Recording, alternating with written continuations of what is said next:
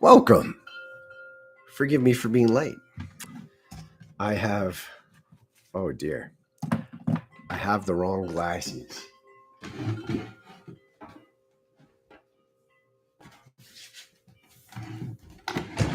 Well, that's the way it's going to be. I'm going to have to stare over here periodically. I can't see so great.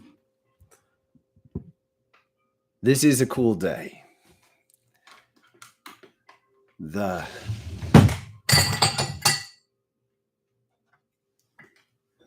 I need a sage. This is a cool day. This is a cool day. This is a cool day.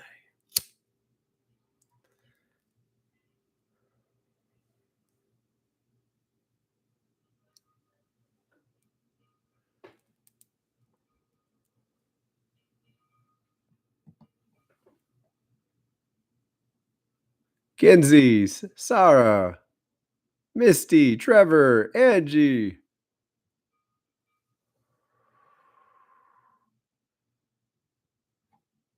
Thank you. We're making something. It's so wonderful to create this. Ooh. Ooh. Ooh. I just burned myself.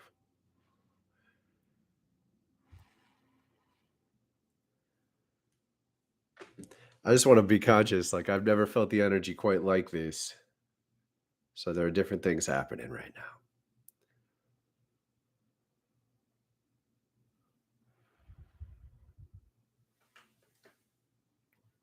Last night I did a little concert on my personal channel.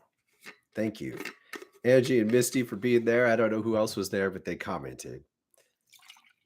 And it's a really powerful thing for me because essentially when energy gets stronger in my life, I need to be singing. And I have the form. I love it. I'm able to sing and talk through some of the greatest challenges and most passionate feelings I have. And it requires the music to get it there. And that never really fit well on Wildflowerfire. So I've sort of shifted that all over to this other channel, which currently isn't very well occupied, but 2 more people and it'll have 100 subscribers. So if you could head over there and bump it up, I would be so grateful. Daniel Kaya Fusen. Might just be Daniel Fusen at this point. I changed it for some reason. Oh.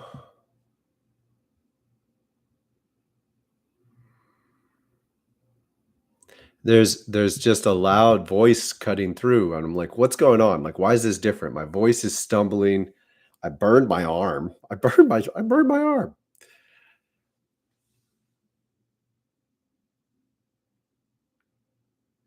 Tell them the truth. Tell them the truth. Tell them the truth.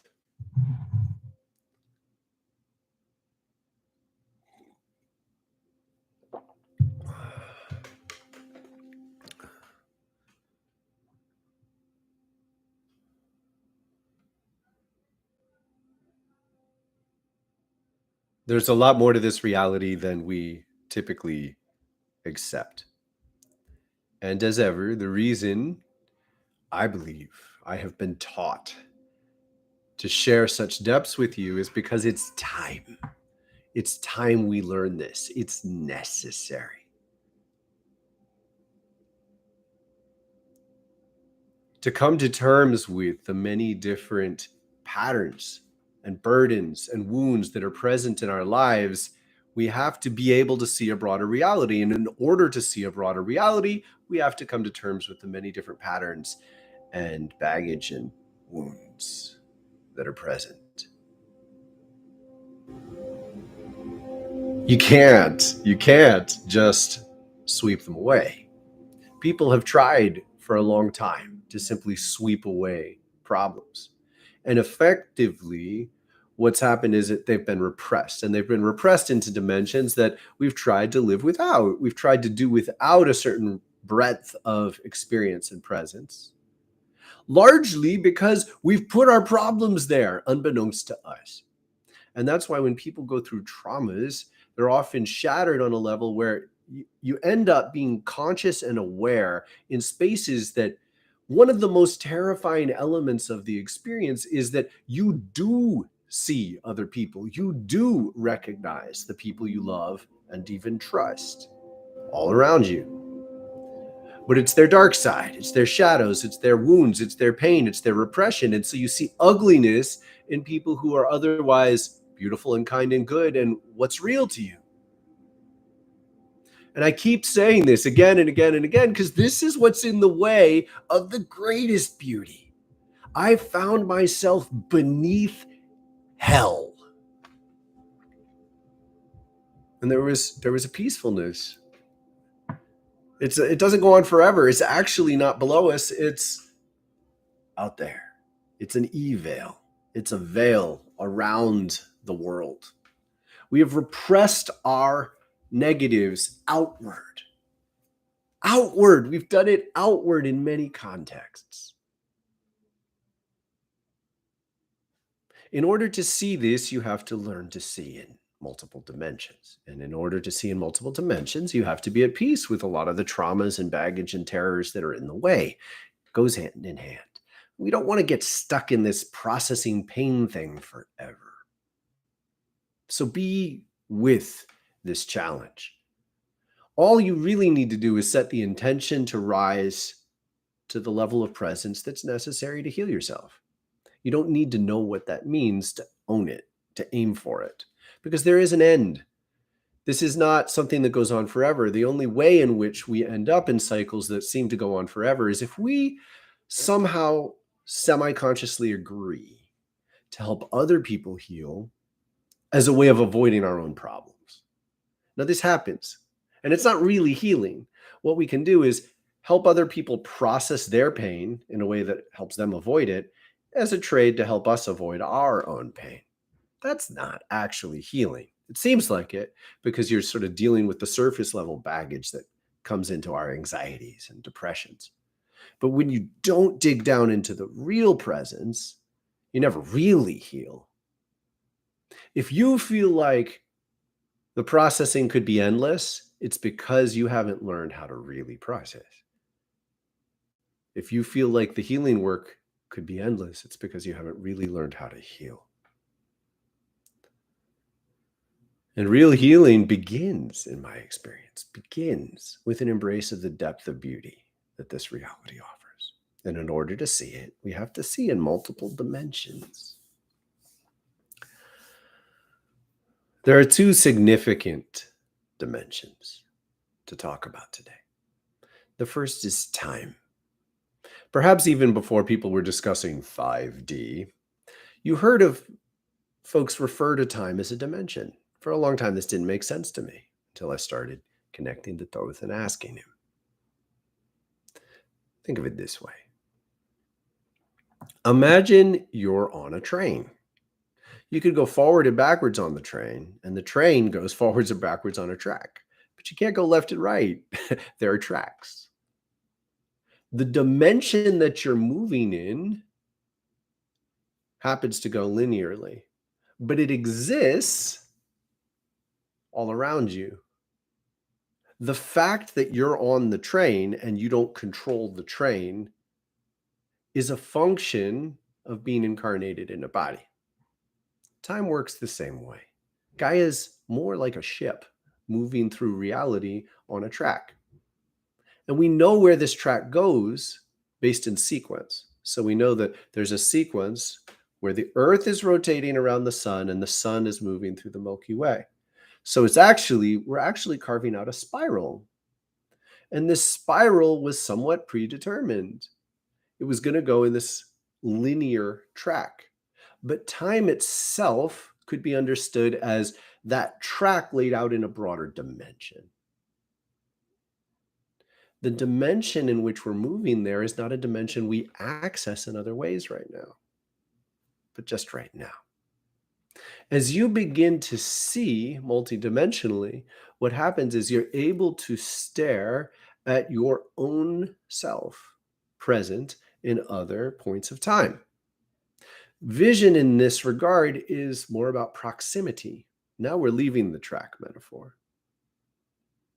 When you are able to intentionally focus in on a different layer of time, you're just staring at it, and then you're there. By tuning into it, you're present there. This is what happens when time mixes with a spiritual dimension. And a spiritual dimension in this capacity is not something you can create a three-dimensional metaphor for, because it's more about resonance.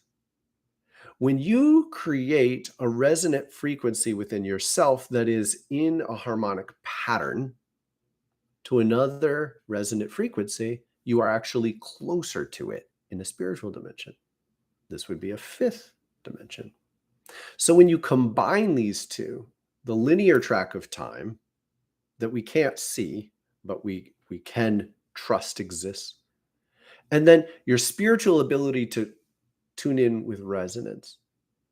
So you're tuning in with resonance, and you're essentially it feels like you're leaping on the track, but it only works because you're tapping in through a different dimension that you don't know how to create a physical metaphor for. You can't. We've been created within this three-dimensional concept of reality.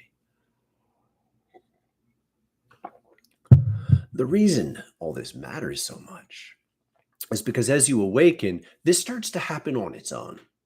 It's like a baby opens their eyes. They don't know what they're seeing. It's going to take them a while to learn. You open your third eye, and you begin to see resonance in patterns that tune you into patterns that exist in other lifetimes. And you have to be open to this concept. It's not a negotiation.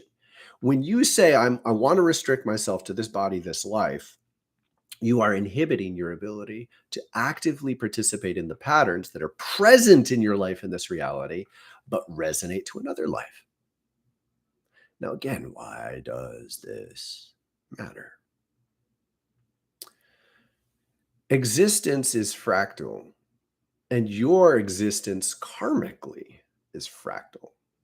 So when you see a pattern, a fractal is a pattern of different sorts that replicates itself. When you see a pattern in your own life now, that is immediately going to tune you into the similar patterns that you've experienced in other lifetimes. You will be closer to those patterns than to another phase of this life. And as your third eye opens and begins to recognize this, you will begin to feel feelings across these boundaries. In fact, many of you probably already do. That is crucial to accept and embrace as a concept, because otherwise you can't put into context what's happening to you. Now, it's very legitimate to be concerned, like, is this kind of bullshit? It's very common for people to say, oh, I was a king, or I was, I was Einstein or whatever. There was a recent thing in California where people who believe in past lives all got together, and there were 4 Napoleons, like, just because this stuff is true doesn't mean we have accurate understandings of our relationship to it. So soften any resistance you might feel, and even give a hug to the fact that we still need our mind. We still need rational thought, but you just can't use it as a boundary that says, I won't believe this till you prove it to me. You have to soften. You have to accept the potential for this, allow it into your consciousness, and then ask questions with this degree of respect for the intense power that you have when you question. Because when we're questioning, when we're formulating concepts with our mind, we're doing exactly the foundations of this kind of time travel capacity we have. When you intentionally lay down a pattern in your awareness, you're going to be able to tune into other patterns like that. So I'm simply inviting you to recognize you have to lay down the pattern first and trust it enough to keep it central. And then that will bring you into harmony and resonance with a deeper range of reality that will then show itself to you. You have to lay the pattern down first. So you just accept it, even if it's like a play to you, even if it's like an exercise. You allow it to exist in your awareness, and that opens the doors. These two dimensions work together, and that's why it's helpful to describe them together. There are more. I don't think it's necessary and perhaps partly because I'm not ready to categorize many beyond that.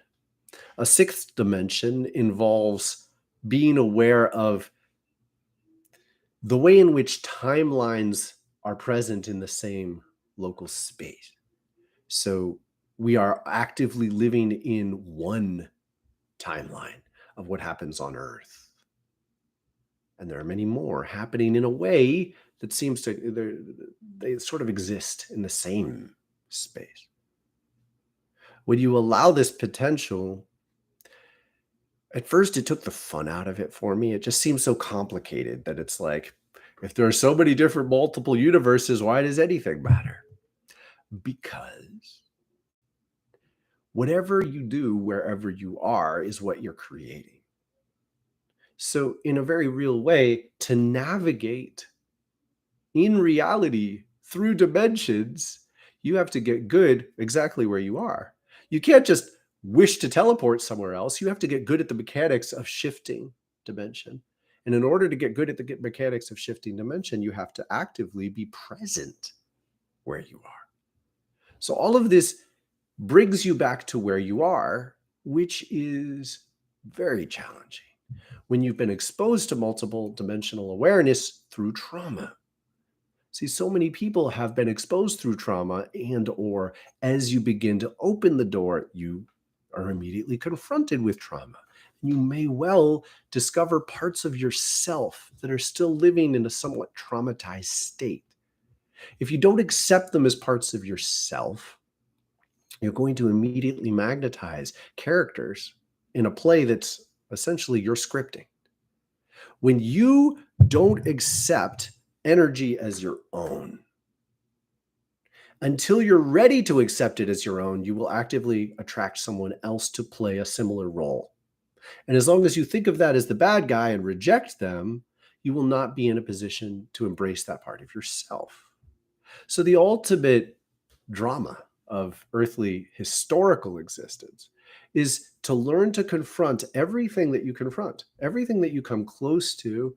You have to engage with, it's not that that other person is you. I don't relate heavily to this all blending all the boundaries and we are all one and I'm another you. It's not. Yes, but try this. Everything you come into contact with is crucial to your presence. If the people who represent things you don't like in your life were to disappear, someone else would arrive to play that role. Because ultimately, the undercurrent is you. You are the abusive force you fight with. How you handle that force differs from person to person to person. And so our autonomy is found in how we can engage these forces in a much healthier way. Wrestle them down, hold them still, say you don't get to drive, but also help them heal, that kind of thing. This is kind of only possible in my experience if you awaken your multidimensional awareness. If you learn to see broadly enough so that when you encounter strange things, you're able to pause and say, what's going on?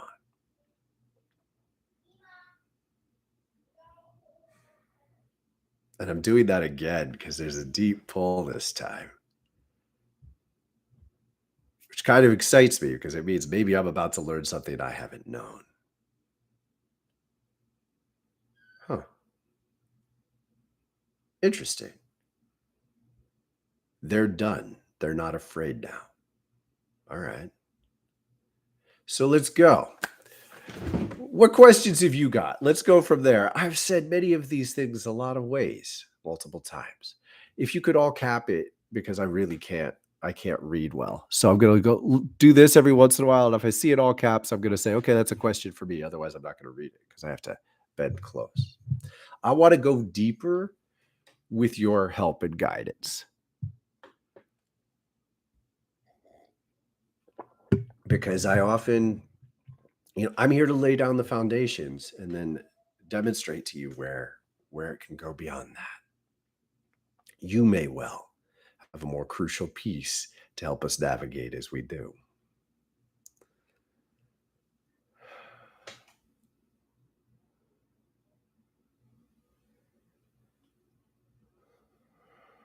So, first of all, it all does make sense. It fits together in beautiful ways. And likely is not, your spirit is trying to support you in seeing more clearly in these dimensions. The key focus is to remove false or limiting beliefs that would get in the way, and ideally to replace them with a belief, a way of understanding and seeing with your mind that enables you to see with your third eye. The differentiation perhaps requires better language. We want you to hold paradigms, foundations of belief that give you a structure that allows you to open your eye and make sense of what you see. Until this happens, things can be bent a lot like a funhouse mirror, and it can be so debilitating that people just, you basically shut your third eye. You're like, I can't do this. This doesn't work for me.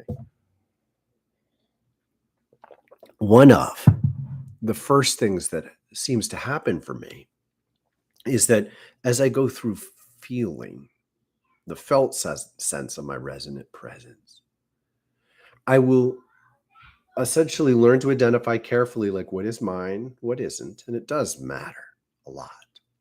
And I from there can determine, okay, I was avoiding something in myself. I see the tangle, and I'm able to watch dimension sort of emerge. So essentially, we carry flattened understandings of what reality is that are kind of like cartoon figures. And as we recognize this, we get depth. To allow this depth requires you to embrace the foundations of understanding that enable it. And one of the most crucial ones is to just thoroughly, completely say, I'm a vibrational being, I'm a spiritual presence having a human experience, and I've had other human experiences. And in those other human experiences, I've lived through patterns that I'm also living now. And it can really help to recognize that you live through a more violent and volatile version of what you're living now, because that puts what you're living now in context and even gives you a reason to celebrate that, as painful as your traumas are, they are in relation to a much worse time, and you're perhaps doing better than you think at healing them.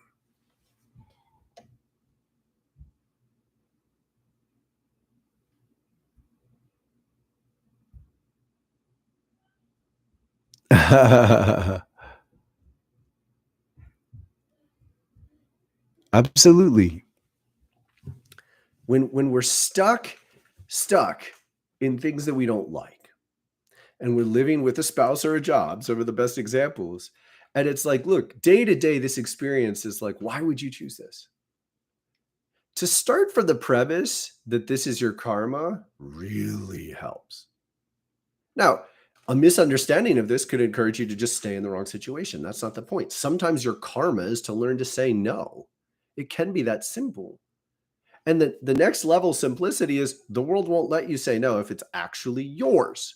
So if you are essentially resenting someone else in a way that doesn't take responsibility for your own participation in a negative situation, then you're not going to get out of it.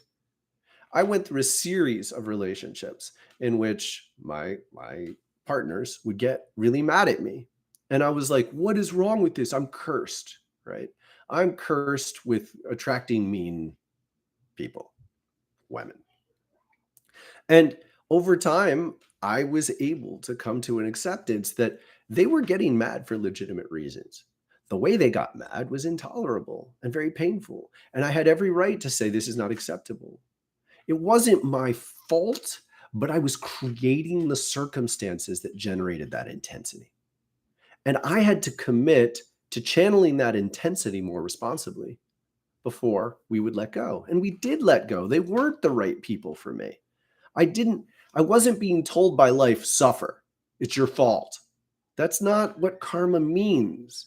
It means I was contributing to generating this presence, this connection. And in order to let it go, I had to commit to become a different person. I couldn't just get the best elements of my life and then, dump in the garbage heap everything I didn't like. I had to commit to changing, to saying, I am willing to take full responsibility and where is it? And you know what really happens? That kind of commitment leads you to a greater depth that's typically extremely beautiful. Often people are settling. Getting stuck means you settle. You're settling for less than you are. Now, the reason we do this is because the elements that we're rejecting that would make us much more beautiful eventually are unpleasant at first. They're hurt, they're confused, they're where you fall, they're where you stumble. The first time you jump off a 10-foot cliff, you you land on your side, it hurts into the water. You jump off a 10-foot cliff into the water, you hit your side, you don't want to do that again. Life is telling you there are some cliffs you got to learn to jump off of. You don't want to be someone who jumps off cliffs into the water. There's some you need to. It's your karma. You have to get good at it. So the point is, rather than saying, no, no, no, I don't want to be a cliff jumper, your karma is saying you have to. You have to be able to make the change from here to here. It's not just like an experience. You need to be able to get from here to here. So you have to learn to make the shift. Once you commit to doing that, you no longer have to stay in circumstances that aren't as right for you. Often, having a job that's really miserable comes from having a low self-esteem. That means that a big part of yourself, your understanding of yourself, is negative. You have a negative interpretation of what you are. Let's say you slip every time you try to jump. And so then you hate yourself because you always slip. That's a very false connection between how we respond to our failures. If you carry that, then you're likely to magnetize to a job you don't like. It'll keep you safe. You won't have to jump. You won't have to jump. But you have to carry this sense of failure. And it's real, but how to address it is usually very different than people think. And you have to see in this breadth in order to do it. And that often begins where seeing becomes a poor metaphor, because our third eye isn't just visual in a direct analogy. Our third eye is what helps us become aware of resonance and feeling resonance. Feeling resonance is exactly what leads you into all these spaces. That's why this is such a relevant conversation. When you feel resonance, you will feel into the presence of aspects of yourself. At first, you won't know whether it's you or not. After a while, it becomes an incredibly simple distinction. Is it connected to your heart or not? It's really, really dramatic. If it's not connected to your heart, at the very least, you know that you don't want it to be a consistent part of your life. So simply by saying, I feel this, then you say, how do I deal with what I feel? And once you say, how do I deal with what I feel? You start to have a different relationship to the people in your lives. Now, we're circling, and I don't know any other way to do this, but we circle, circle, circle in a sense that you are the energy. You are not the physical body. The physical body is an expression of your life and carries the ongoing presence of the energies that you live.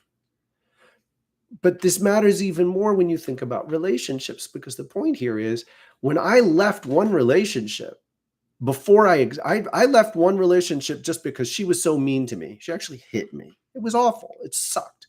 I was stronger than her. I could stop it. But it happened twice. It was terrifying. And it was easy for me to run into a tape in my head. She's abusive. This is just hateful. And the karmic lesson for me was that I helped generate those intensities. In order to accept that, I had to realize once she was gone, some of that energy was still here because it wasn't hers. She was holding things for me, and that would overload her, and then she'd freak out. Now, in many ways, that was a measure of she wasn't the right person to stay with me. But understand, this is very typical. And you can't recognize it until you see with your third eye. When you see with your third eye, you'll begin to recognize that the resonance itself might be generated from you. If you're generating a resonance and someone else holds it for you, it's often very tempting to say, I want to get rid of that person. I'm going to cut the toxic people out of my life. How often have you heard that one, right? I'm going to cut the toxic people out of my life. But then once they're gone, you still have the resonance. The only way to accept that that's you is to see it through the felt sense and to accept the idea that we keep attracting the same patterns into our life because we are the pattern, not the person that we think we are. When you accept that you're the pattern, now you can do something. Now you can change it. When you don't think you're the pattern and you always think it's someone else, well, you'll just keep replacing the characters in your play. And again, this all gets exposed when you see with your third eye. You close your eyes. You say, what's real? What's me? What's not me? How do you do that? Breathe in your heart. Your heart is phenomenal at discerning what is and isn't you. And it starts with what is healthy. When you come from this health, you're immediately going to be able to say, okay, I've got this energy present. I've left one person and I replaced them with another person who was much like the first person. So this energy is mine to deal with, but it's not healthy. Now I'm thinking of it as energy. Now I'm just asking, how do I process it? How do I change it? Now there's no emotion in this. I'm not a victim. Life isn't tragic. Life isn't unfair. Now it's just a question. It's a beautiful question. Boom, boom. Now this brings us back to time.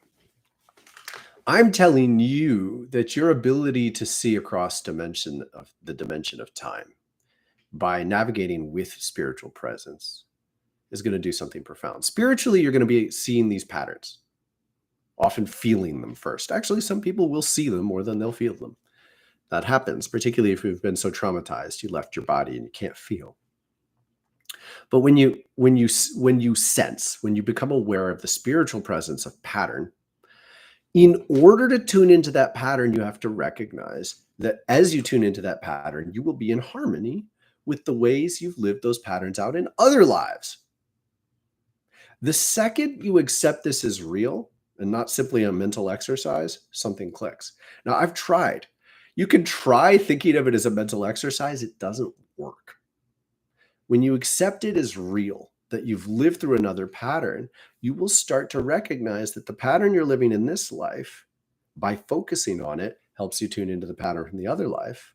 And the pattern from the other life is going to help you make sense of the pattern in this life. You have to address this at the same time. There's no other way that I know of. Your ability to see and recognize in this way doesn't care that you die in between. The death of the body is not a fundamental measure of proximity. You are closer, you see, based in the harmony of pattern. And if you can't accept this, you can't stare at the pattern in this life, and you won't be able to heal it. So there are these thresholds where you must be willing to cross over this boundary. And essentially, with spiritual vision, there is no boundary. Like, you don't even see the boundary. In fact, as you stare at the pattern you're in, you're able to recognize it. Now, I had some terrible fights with one woman in this lifetime. It never got violent, but it certainly held the energies of violence. It felt like it could, right? And at a certain point, I started seeing horrible visions. I would see those visions most when I was in the throes of being really angry. So I went through years of being scared that I would had to restrain myself. Now, I didn't come close to being violent in those ways, but I kept seeing it. So it was frightening, like I'd get pulled towards it. As soon as I went into regression and saw the actual experiences in another lifetime, everything fell into place. I no longer had any fear because those experiences were real in a way that I hadn't been able to accept. Before, they were just a fear, an exercise, but they're there. I would guess that most of you experience these. In some way, you experience the emotion, perhaps with visuals, of other lifetimes. You just don't know that's what it is. And it largely may not make sense to you. And it largely exists out of proportion with this reality. So it's like you wouldn't really behave that way in this reality. As soon as you accept that this is what's happening, that you are actively like bumping, rubbing elbows with your personality in another lifetime, something just clicks like this. Just boom. Oh. And I had to work through these feelings in this lifetime, but I got to do it in a way I'm like, wow, I'm so glad we're not violent. I'm so glad that we're able to restrain it as much as we are. We did a ton of yoga together, and it's like we learned to rechannel these energies. We healed terrible negative karma. The perspective alone is a phenomenal gift. And again, it only comes when you allow yourself to see this broadly.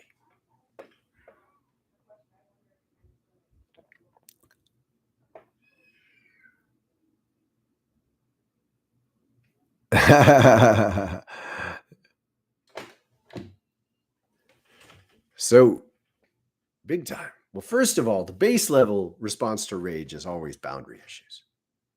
The base level question about boundary issues is it a true boundary or is it an unhealthy boundary? Meaning, sometimes we try to create a boundary where life is not going to let us create that boundary. Like we don't want to experience something, but we need to. You have to ask yourself whether that's true. I can get really mad at my children if they interrupt me when I'm trying to do something else. And over time, I've actually gotten much better at this and much more peaceful by just changing my priorities. My children are more important than these other bullshit things I'm trying to do. They're certainly more important than like being on my phone. So in almost every single case I can think of, my children are more important than being on my phone, certainly at least to be respectful to them. This began when my son was a baby. I would try to listen to a podcast and then he would cry and I would feel angry. That came from a boundary. I wanted to stay focused on the podcast, but it wasn't a healthy boundary. And it's important to put that into play. Rage itself isn't always right, but it's also not always wrong. I need my yoga practice. If my family pushes at me to the point where I don't get my yoga practice, it's legitimate that I'm going to start to get angry. That doesn't mean treat them poorly, but it does mean flag this and be very focused. Where's the anger coming from? And is it a legitimate boundary to keep? My yoga practice certainly is. Listening to a podcast was not. So if you're willing to treat rage with more curiosity, like it's a puzzle, trust that it's always coming from your system trying to defend you. But it's only trying to defend you as you've laid it out.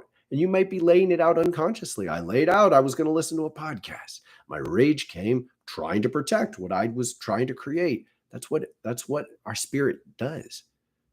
It's what our spirit does. Our spirit will attempt to preserve itself. So then it's up to our mind and our commitment to value, to love, to keep looking at this and saying, when I get angry, I'm going to ask the question, is this a legitimate boundary? You may well find you don't even know what boundary is being violated. This happens a lot. People can be in patterns where you're just used to adjusting to other people or an environment and a community. You're just used to changing what you're doing when some kind of stimulus comes in and says, hey, it's time to change. Whoa, that's an awful circumstance. And there's a deep part of yourself that starts to get angry, and I'm with you. You need to have a sense of healthy self-preservation, that your deep self is inviolate, that you'll be able to take care of you and listen to your own inner voice. And it does start with your heart. It starts with your heart saying, I'm going to breathe here, I'm going to breathe here, I'm going to breathe here, I'm going to see how it feels. And what you're going to start to recognize is you can feel decent, just decent in your heart. Right now, I just feel decent. I don't feel great. I'd like to get this a little more. You can feel decent in your heart, and then someone else interrupts you, whatever you're doing, and demands your attention. If you go into your mind, you won't recognize, you start to feel pain here. When you start to feel pain here, if you're not focused on sensation, you might not realize that's what's happening. but it's like here happening in you, and it'll have to get louder and louder and louder to get your attention, and eventually that might become an angry outburst. So understand that angry outburst is coming from a very necessary place. It's your spiritual presence trying to defend a healthy heart. Presume that your reactions deserve that kind of respect. Respect means look twice, look at them again, and ask, what is happening? And you can only do this if you commit to opening your third eye enough. When you feel your heart, you're using your third eye's awareness. Okay, really, you're using your third eye awareness, and your focus zeroes in here. And it's a vast difference in life experience to start sensing spirit this way. We're going to call, for lack of a better understanding, I don't know any consistent coherence to how people are talking about this 5D. People know that it's a conversation. I'm saying, think of time as the fourth dimension. That's always been understood. You just have to follow it through. You have to carry it into past lives. Think of spirit as the fifth dimension. And it starts very simply. Can you feel your heart? It's very simple, but this is how you begin opening the door into spiritual awareness. It's awesome. It's awesome. And what this leads to is this incredible unfoldment, because when you put your attention on resonance, you put your attention on pattern. When you put your attention on pattern, you start to see across time. That's why they work together. When you start seeing across time, you're starting to get visions and sort of the mental, emotional presence of yourself in other lifetimes. And the reason that works is because you still have something to resolve about the pattern in this lifetime. And often, the reason you're stuck with people you don't really like being around is because you really do have karma in that space, whether it's karma with them or karma that they have a similar kind of karma. So you're working out your karmas together. So just start with the base level trust. There's a healthy reason this is happening. Yes, indeed, sometimes the final piece of the puzzle karmically is simply to say no. By saying this is your karma, again, I want to emphasize, doesn't mean you have to stay in it. Doesn't mean you have to stay in it. People could misunderstand karma to just sort of accept negative circumstances. No. The intention of karma, the intention of relating to your life karmically is to engage unhappy situations in a way that's committed to changing them. And sometimes you change them by saying no.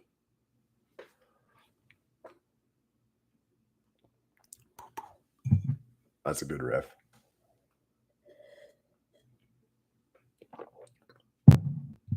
So here's this transcendent one. I'm not as versed in this. I'm just okay with it. Sixth dimensionally, we become aware of other consciousness spaces. It becomes a bridge into multidimensional timelines. And I do find that somewhat unpleasant. It offends my sense of order. Like, I do like keeping my house relatively clean. Multidimensional timelines just ends up feeling messy to me. But the reality is they're not all equal. I'm inclined to share one of the more extraordinary benefits of all this, which is sixth dimensionally, you can work with the linear timeline in a way that sort of creates a subloop. So you're able to have a strong enough intention, law of attraction, like you have a sense of possibility that is still, you're in a choice vector, and a vector is a direction of that energy could flow in. So your energy could flow in one direction or it could flow in another. The most prominent example I could share with you is it remains earth-shattering to me. I was at a point in my life when I became sure I wanted to marry and have a family. So I really carried very little doubt. And right away, I immediately met several women who didn't seem to want that. And so I was able to experience attraction and recognize they were out of harmony with this core vector of attraction, of intention in me. And I could measure it. I could realize and see how, yeah, at one point I wanted that. So I kind of carried the potential to be attracted there, but nope, didn't really work. So spiritually, I'm measuring. I was able to feel it. And then I did hit on. I met two women who seemed to be open to long-term commitment. And I had a dream. I had a very, very strong dream in which I imagined that I was 2.5 years into a relationship with one of them. This wasn't a dream. Like, I lived this. I experienced the emotions of having been with her for 2.5 years. I knew the depth, I knew the perspective. I had a sense of memory into family gatherings. We had really tried and it wasn't working. This is a sixth dimensional experience, as I understand it, where we're going on sojourns in relation to the timeline track we're on that allow us to try things out.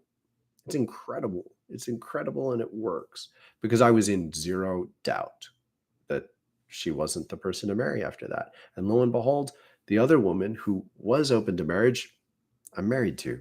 It really helped me center and be clear in my choice, in my presence, in the path that I took. Again, I'm only going to read the all caps, but I'll keep checking because I want to be more in response to your presence and your questions. It's more fun. The gifts of this awareness are worth it. I don't know what else to say. I recently contacted an old friend, and I lost a lot of friends on this course. And my experience was that I started to feel pretty crazy. And in order to stop feeling crazy, I had to learn all these things. And the even more incredible thing is learning all these things helped me to stop feeling crazy. Feeling crazy in most respects is about having an inaccurate understanding of the overview of yourself.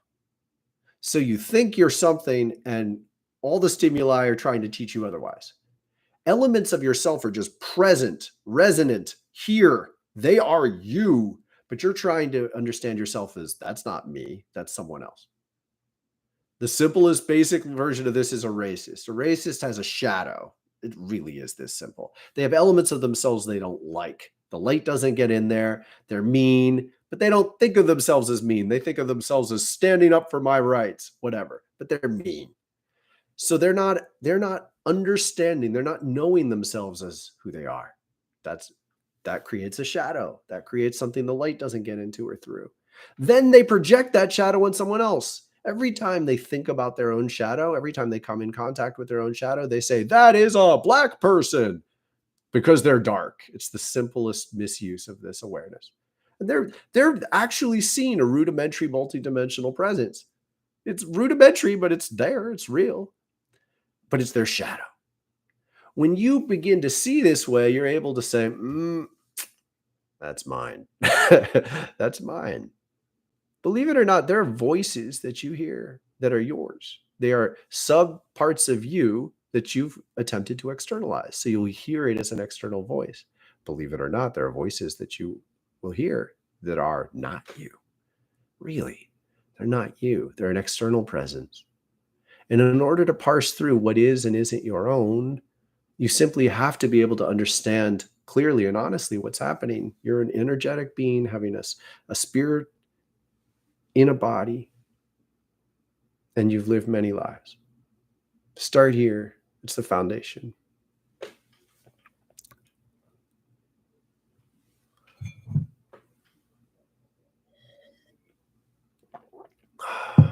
Oh, okay, here we go.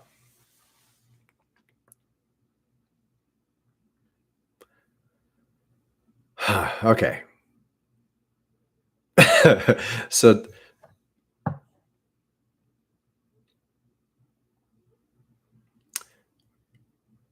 Hermes is encouraging me. I've been relating to Thoth as Hermes more. Thrice born. It's a different incarnation for him. I've been relating to him here in a new way.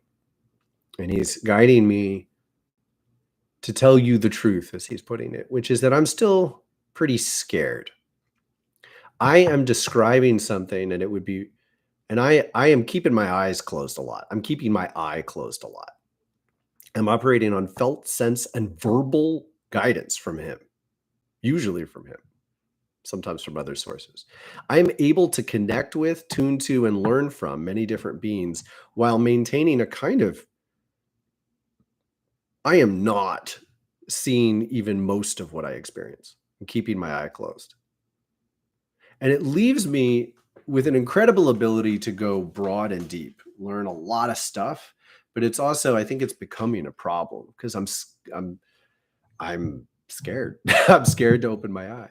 I remember 25 years ago when this first started to happen and I could hear voices far more vividly. I've retreated into a space where I hear voices with less vivid depth.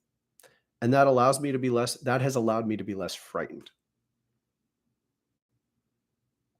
So it's important that you know that this is kind of what I'm doing, and it's part of why I believe I have much more to offer than many people out there because I have this very unique way of relating to a lot of it. I think there's another level I'm supposed to go to, and returning to these fears. It was downright schizophrenic. Time was falling apart. I learned to locate myself off the track of time. And it's really scary when you return, like things seem to go backwards and opposite. And I'm fairly short confident this is what schizophrenic people who are diagnosed in such a way experience. And then I was able to navigate through this and reclaim coherence. And I'm very proud of it. Life is pretty damn good these days. However, two crucial elements of my life that are just uh, two crucial elements that are extreme. I am almost always in telepathic communion. It never stops. It's just always going. And so it's like a voice in my head, but but I'm talking to multiple beings typically. Now, this is the way birds operate. This is the way people operate in many other dimensions. It's challenging. It's a challenging way to relate to reality. It's also very beautiful. There's a huge range of problems I just don't have, just don't even exist. All sorts of like self-doubt talk. It's almost as soon as it begins, I'm able to just start talking to Toth and get a different perspective. It's awesome. It's just like gone. But please understand, this is the only way I know, and fair number of people wouldn't like it. The people who engage reality in such a way that silences their mind on a regular basis. I experience great moments of peace and meditation and shift my attention to felt sense a lot. But all that happens is the dialogue just it's less prominent. It doesn't even bother me. It's kind of happy and in coherence. It fits. So I love this. I think it can get a lot better, but I do encourage you to recognize this is how I do it. The other element is I take on an enormous amount of energy and shake it. So the shaking I go through is it's just a crucial element of my life. I did a concert last night. I woke up in the middle of the night with just a ton of energy and I just shook like 30, 40 times. And I felt great and I fell back to sleep. It's there's nothing else like it. It's there's no metaphor that makes sense. Um, but it transmutes energy in a way that it seems to be a fundamental requirement of the path. Thoth teaches this in the Emerald Tablets of Thoth. He taught me how. And when I communicated with him, and he just year after year just reassured me this is the best way to do it. This is the best way to do it. We can take on a certain level of energy by being much stronger and much more present in the world. And it just becomes more functional to take it on and dissolve it than it does to constantly try to say yes and no and engage every energetic presence we encounter. So this is sort of to the extent you learn from me how to handle these things, you have to learn to be at peace with these two wings of the experience. I have been given a lot of reassurance and guidance that there's something even better, but apparently I'm bumping up against the door because I've been nervous to experience the extremes that I believe are required for me to embrace it.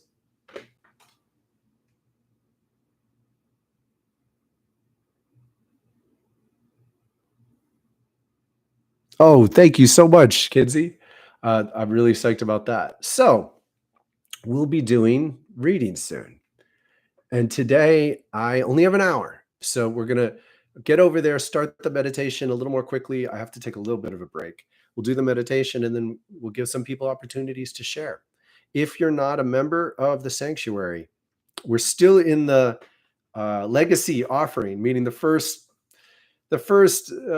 rate of several dozen people through the door are getting a cheaper rate.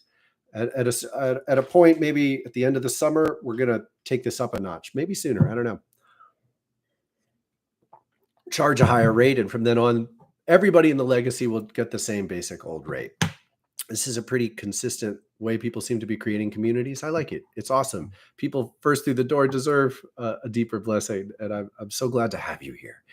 To those of you who have not considered it, please do. We do readings there now. It works a lot better, in my opinion. The closed door enables a safer space. We can go deeper. I can see folks. And quite frankly, I appreciate the fact that people are making an investment, helping to make everything work. We're not even remotely making enough money to pay for it yet, but your presence and your commitment alone are just, it's an awesome, awesome foundation and place to begin. I'm going to tune in. If you have any less questions about these subjects, presence it now. I'm going to see if I forgot anything.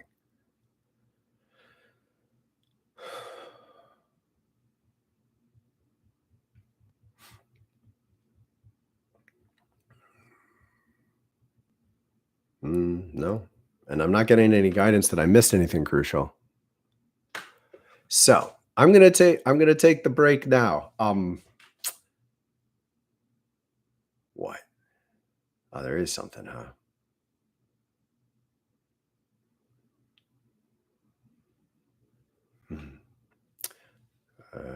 There was someone fighting with me last night and they lost. Who was it? It was an old friend. We've gone in different directions, and it's sad to me. So I fought with an old friend last night, and it's sad to me, and I miss them. But we were trying to design dreams together that didn't work, and that's sad. And I do hope one day we can reclaim something different that does work. So I'm going to offer that as a prayer for myself, if you could believe in it, and I offer that for you. If there's anyone in your life who you've lost, who you'd love to share in a way that does work in a healthy way. I'll see you all soon in the sanctuary. Thank you for being here. A little more of a wild ride than I expected, but that's Wild Chakra class. Much love. Be with you and your families.